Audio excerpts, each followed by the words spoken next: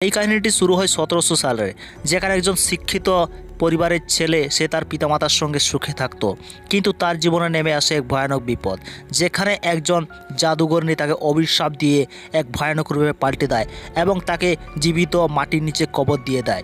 কিন্তু হঠাৎ 200 বছর পরে সেই কবর থেকে সে আবার জীবিত ফিরে আসে এই পরবর্তী দুনিয়াতে। কিন্তু এখানে এসে সে কী বা করলো জাদুকরনীর সঙ্গে, সে কীভাবেই বা মাটির নিচে 200 বছর থাকলো, আজকে আমরা এই ভিডিওর মাধ্যমে এক্সপ্লেন করতে চলেছি। মুভিটি শুরু হয় 1760 সালে, যেখানে আমরা কলিং পরিবারকে দেখতে পাই। এই পরিবারে কেবল 3 জন সদস্য থাকতো, পিতামাতার সঙ্গে ছোট্ট ছেলে যার নাম ছিল বারনবাস।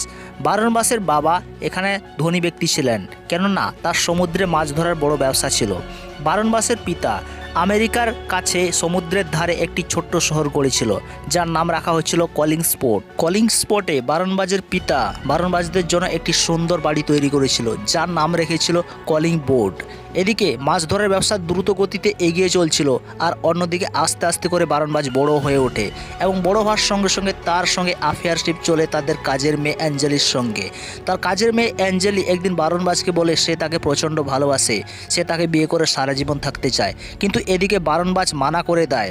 তাই এটা শুনে অ্যাঞ্জেলি একদম রেগে যায়, তাই সে নানান কৌশলে কালা জাদু শুরু করে বারনবাজকে আলাদা করার জন্য। অ্যাঞ্জেলি কালা জাদু করে বারনবাজের পিতামাতার ওপরে একটি বড় মূর্তি ফেলে তাদেরকে সম্পূর্ণ মেরে ফেলে, আর এটা বারনবাজ জানতে পেরে যায় এটা কোনো হত্যা নয়, এটা হচ্ছে একটি কালা জাদু। তাই সে নিজে কালা জাদুর বই পড়তে থাকে। এইভাবে কিছুদিন চলে যায়, তারপর আমরা দেখি বারনবাজ তার আসল ভালোবাসা পেয়ে গেছে, যার নাম ছিল জোসেট। বারনবাজ আর জোসেটের ভালোবাসা দেখে অ্যাঞ্জেলা একদম সহ্য করতে পারে না, তাই সে রাগের বশে আরেকবার কালা জাদু শুরু করে জোসেটকে বসে আনার জন্য।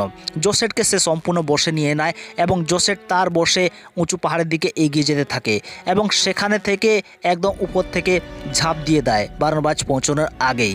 বারনবাজ এটা থেকে সহ্য করতে পারে না, সেও জোসেটের সঙ্গে আত্মহত্যা করতে চায়, কিন্তু সে এত উঁচু থেকে ঝাঁপ দেওয়ার পরেও সে মরে না, কারণ এক্ষেত্রে অ্যাঞ্জেলা তাকে অভিশাপ দিয়ে ভয়ানক রূপে ড্রাকুলার বানিয়ে দেয় এবং সে নিজেকে দেখে এটা সহ্য করতে পারে না।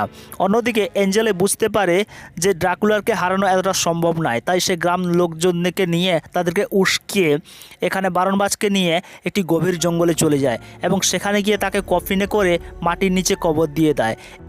এরপর সিন শিফট হয় এবং আমরা দেখি 1972 সাল। এখানে ভিক্টোরিয়া নামে একজন মেয়ে ট্রেনে করে কলিং স্পটে আসে এবং এখানে আসে সে গাড়িতে লিফট নিয়ে কলিং বোর্ডে পৌঁছয় এবং এখানে বিল্লি নামে একজন চাকর তার জন্য দরজা খোলে এবং এখানে ভিক্টোরিয়া বাড়িতে এসে দেখতে পায় দেওয়ালে অনেকগুলি ছবি এবং এই ছবিগুলি সে বিল্লিকে জিজ্ঞেস করে এটি কার। তারপর এখানে এলিজাবেথ বাড়িতে এসে বলে এটি আমাদের পরিবারের একজন সদস্য যার নাম বারনবাজ, সে খুব মহান সদস্য ছিল। এখানে আমরা বুঝতে পারি এলিজাবেথও কলিং পরিবারের একজন সদস্য। সে খবরের কাগজে অ্যাডভার্টাইজ দিয়েছিল যে ডেভিডের জন্য একজন দেখাশোনা করার মেয়ে লাগবে, তাই এখানে ভিক্টোরিয়া এসেছে ডেভিডের দেখাশোনা করার জন্য।